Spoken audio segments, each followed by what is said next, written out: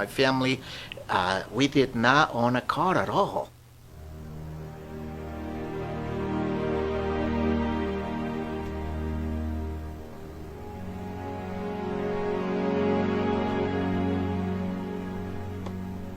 I'm Dan Cifuentes, and I'm from Celaya, Guanajuato, Mexico.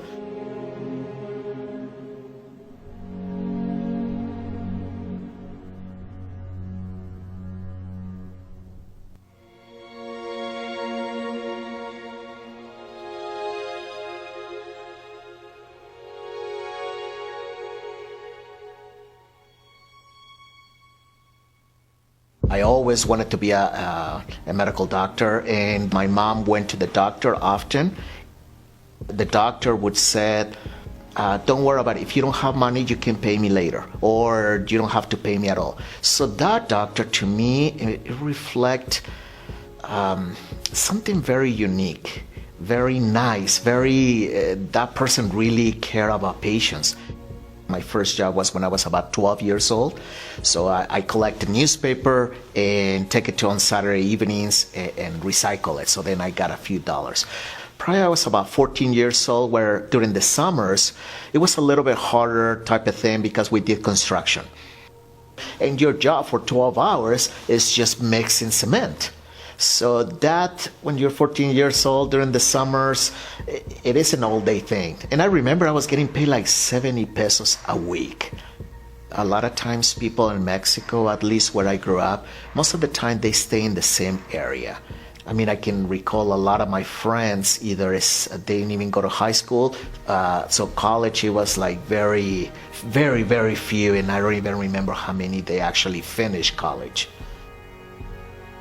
So my brother lives in Seattle, and he invited me for vacation. So my mom and I went to Seattle, and while I was there for a month or two, I don't remember, my brother invited me to stay for a year to do a school year. I already felt that I was going to go out and do great things and try new things. So I live in Mexico City about 2 years. That's what I did high school, 2 years of my high school in Mexico City. So I moved away from Celaya. I applied for medical school and I got in, but one of the things that I felt like that was just not the place for me to be. That is when I said, okay, I'm gonna put this to rest. I'm not gonna pursue this path. Then I came back to Seattle area again. If you don't use the language, you lose it. And that's what happened to me. When I went back to Seattle, I only knew a couple words, and it was hard to get it. So I was 20 years old when I started all over again. When I was going to school, I remember taking a class at the community college. It was very expensive. It was like $1,500.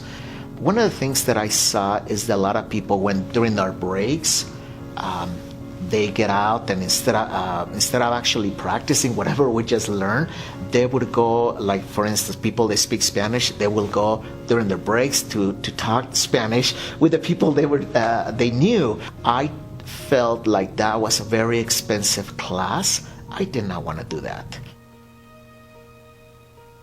I like dancing, of course. I'm from Mexico, right? Most of the time I would ask, hey, what do you do? Oh, I'm in school, that kind of stuff. I'm at university. And they would ask me, what do you do? I did not know the language. My English was very choppy. But the second part was that, I work in a farm.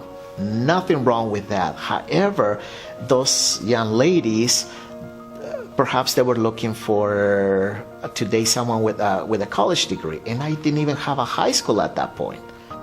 Working on farms, and that's some of the jobs that I had while I was here in the United States the first few years, is working on farms, and all my friends had houses, they were working at Microsoft. So I believe that influenced me to say, I want to be like them, and that helped me a lot. I mean, some of my friends were doctors, and they were still single, and they made a lot of money, things like that. So I wanted to be like them, and that helped me to push myself to learn the language, to go to college, to do that.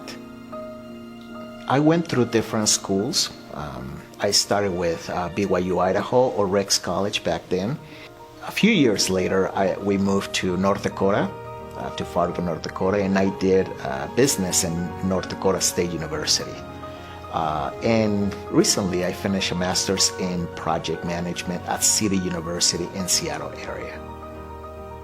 After completing a 2-year degree at BYU, Idaho, I moved to Seattle, moved back there, and I started working at Microsoft. I stayed there for about 15 years with Microsoft. And right now, I'm currently working as the Director of Global Software for Medical. That does not come with very small pay. The thought that I always wanted to create something, and I wanted to help someone. For instance, as goes back to my years as a teenager, wanted to help people as a doctor. And that was sort of, even though the title or the career as a doctor, it would not be there, I wanted to help people. That is why I wanted to start a company. Zero Vulnerabilities is a software testing company. What we break software. Software testing is something that I did it for many years, and I'm very good at it. DeAncifuentes.com is a platform for me to convey messages of hope, motivation, something that can help and inspire people to work hard, to continue no matter what. You can keep getting better and better. I'm having a radio talk every Wednesday also, where I'm sharing different topics, all this motivation, where people can see, and a lot of times we all struggle, like I mentioned before. It's a constant struggle, but don't give up. And those are the things that I'm trying to share so they can actually feel and know that they can succeed in this life. YoSinLimites.com.mx is a platform, or is where we actually give conferences, where you and I can be able to understand, talk, and look at the ways that we can discover how to become more successful.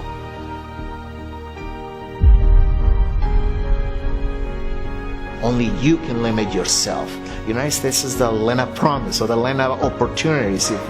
And you can change careers, and you know that right now many people change careers. So I think that allows you to do that. If you want that, you can always achieve what you want. You can achieve whatever you want. Don't let other people keep you back. Don't let other people say that you cannot accomplish that. You can do it.